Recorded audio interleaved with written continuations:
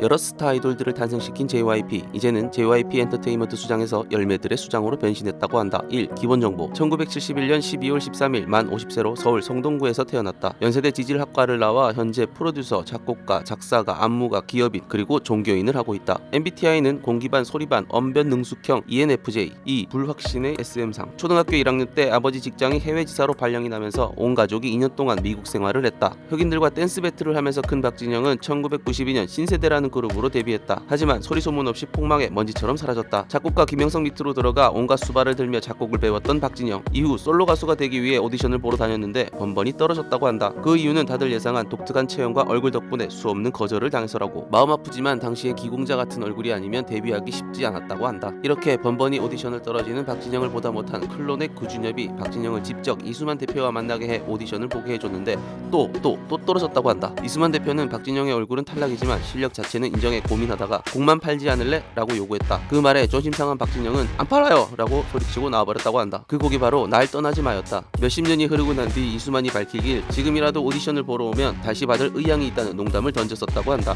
박진영은 우여곡절 끝에 작곡가 김영석이 소속된 기획사의 오디션에 합격해 이수만이 탐냈던 날 떠나지 마로 성공적인 솔로 데뷔를 했다. 그 후 발매하는 곡마다 연달아 히트를 쳤고 자신의 음반 기획사를 설립해 비, 원더걸스 등의 거물을 키우며 지금의 K-팝 아이돌 소속사 3대장을 맡고 있다. 덕분에 외모 빼고 모든 걸 가진 남자라는 별명도 가지게 되었다. 3. 패션. 항상 새로움과 충격을 함께 선사해주는 박진영 패션. 1994년 날 떠나지 마라는 곡의 의상으로 처음 공개된 충격과 공포의 비닐바지. 방송 규제가 상당히 엄격했던 그 시절 박진영은 바지를 입었지만 아니 훤히 내다보이는 비닐 소재의 바지를 입어 반발심을 표현한 것이라고 한다. 이뿐만이 아니다. 충격적인 망산 이슈의 시작이 JYP로부터 시작되었다. 박진영의 축 처진 길쭉한 다리가 더 부각되어 잘 보인다는 장점이 있지만 제3의 눈과 계속 마주친다는 단점이 있어 부담스럽다는 반응이 많다. 3. 짤부자. 아이돌에게도 뒤처지지 않은 짤부자 JYP. 묘하게 빨려 들어가는 페이스와 그윽한 눈빛, 충격적인 제스처. 자기야 왜 또 칭얼거려 짤은 희대의 남친 짤로 소개된다. 후속작으로 세심하게 꺾은 고개와 수줍은 턱받침, 잠든 박진영이 있다. 까고 보면 조롱이 될 수 있지만 박진영의 관종 스타성은 이 모든 것을 밈으로 만들기 충분했다. 박진영 자신도 본인의 짤들을 한 폴더에 모아 지인들과 채팅할 때 자주 쓴다고 밝혔다. 박진영은 예능에 출연할 때마다 항상 업텐션을 유지하는데 그 이유가 바로 자신의 소속 가수가 출연하는 것보다 자기 자신이 출연하는 것이 더 즐겁고 재밌기 때문이라고 말했다. 4. 열매 유튜브. 최근 박진영이 종교에 대해 강연하는 유튜브 채널이 화제를 모으고 있다. 초기에 마스크를 쓴 강연은 평균 1만 조회수를 보이지만 마스크를 벗고 나 박진영이에요 하는 영상은 최대 86만 조회수를 기록했다. 목사도 아니고 신학대에서 신학을 배운 적조차 없는 박진영은 한 목사님의 부추김에 강연을 하게 되었다고 한다. 현재 유튜브 채널의 모든 영상 댓글창은 닫혀있는 상태다. 5. 신앙.